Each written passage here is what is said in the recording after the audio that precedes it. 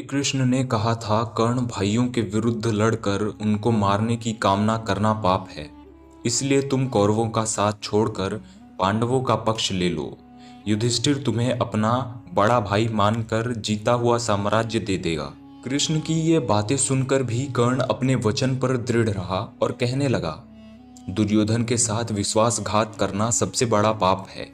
यदि मैं उसकी मित्रता को तोड़कर पांडवों की ओर मिल जाऊंगा तो सब यही कहेंगे कि कर्ण अर्जुन से डरकर उनकी ओर मिल गया। फिर मैं ऐसा क्यों करूं? मेरी माँ ने तो मुझे मारने का सारा प्रबंध कर दिया था। सूत ने ही मुझे उठाया और पाल पोस कर बड़ा किया। सूतों के साथ मैं कई यज्ञ भी कर चुका हूँ और मेरा विवाह संबंध भी सूतों के परिवार में ही हुआ है। फिर मेरा पांडवों से क्या संबंध रहा? धृतराष्ट्र के घराने में ही दुर्योधन के आश्रित मैं रहा हूँ और 13 वर्ष तक मैंने उन्हीं का दिया हुआ राज्य भी किया है।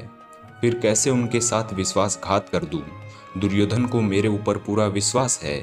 मेरे कहने से ही तो उसने युद्ध को मोल लिया है और अर्जुन के प्रतिद्वंदी के रूप में दुर्योधन की आशाएं भी मेरे ही ऊपर लगी हुई हैं। इसलिए मैं अपने आश्रयदाता और मित्र दुर्योधन को कभी नहीं छोड़ूंगा। कर्ण का यह कथन उसके चरित्र की महानता पर प्रकाश डालता है। बात का कितना पक्का था वो। दानवीर था। दुर्योधन चाहे अधर्मी था, लेकिन उसका तो आश्रयदाता था। फिर वह उसके साथ छल कपट कैसे कर सकता था? अंत तक उसने दुर्योधन का साथ दिया और अपने आप को एक सच्चा मित्र प्रमाणित कर दिया। एक बार मन में दृढ़ संकल्प करके उसको पूरी तरह निभाना ही उसके जीवन का उद्देश्य था। दुर्योधन की सहायता करना उसका कर्तव्य था। यहाँ तक कि स्वयं माता कुंती ने जाकर कर्ण को अपनी ओर मिलाने की इच्छा प्रकट की थी, लेकिन उस समय भी वह वीर अपने पथ से विचलित नहीं हुआ। यह उसके चरित्र की श्रेष्ठता ही थी।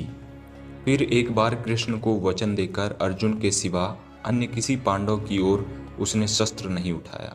अर्जुन से ही युद्ध करते हुए वह मारा गया।